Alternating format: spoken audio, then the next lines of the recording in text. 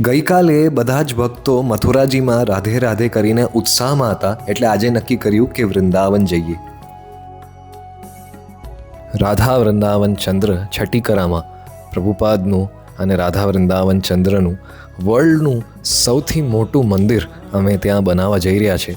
108 માળથી પણ ઊંચું હશે અને ભગવાન કૃષ્ણની દરેક લીલા સ્થલીઓ ત્યાં થશે.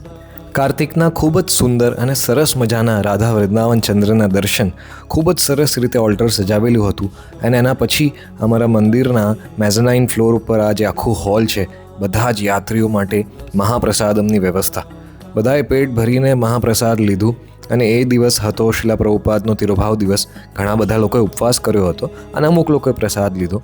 અને પછી અમે પહોંચી ગયા ટેમ્પલ હોલમાં. ટેમ્પલ હોલમાં જઈને ખૂબ જ આટલા સરસ વૈષ્ણવો, ચંચલપતિ પ્રભુ, શ્રીધામ પ્રભુ, આટલા સરસ મોટા વૈષ્ણવોના દર્શન થયા. અને તેમની સાથે ખૂબ જ આનંદ મજાથી પ્રભુપાદના અભિષેકનો લાભ મળ્યો. આ દિવસ એ હતો જ્યારે પ્રભુપાદે આ ભૌતિક જગત છોડ્યું, આ શરીર છોડ્યું અને એ પણ શીખવાડ્યું કે શરીર ત્યાગ કરતી વખતે કઈ રીતે ત્યાગ કરવું જોઈએ અને કૃષ્ણને કઈ રીતે યાદ કરવા જોઈએ.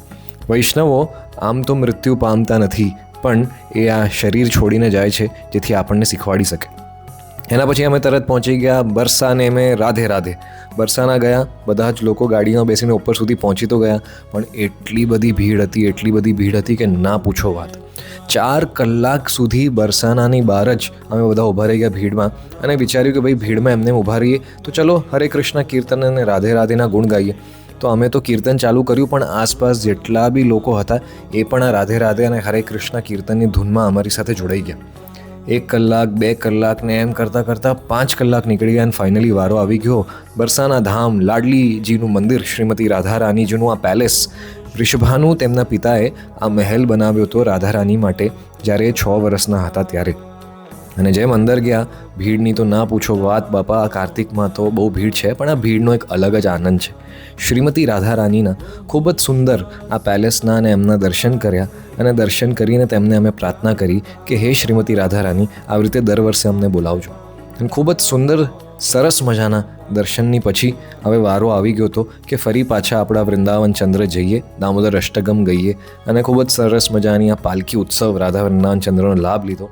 હજી તો યાત્રાના 3 દિવસ બાકી છે, તો ટાર્ગેટલી આ વિડીયોમાં 500 લાઈક અગર આવી ગયા તો તમને ગોવર્ધનના પણ દર્શન કરાવી દઈશ. આવજો બધા. હરે કૃષ્ણ.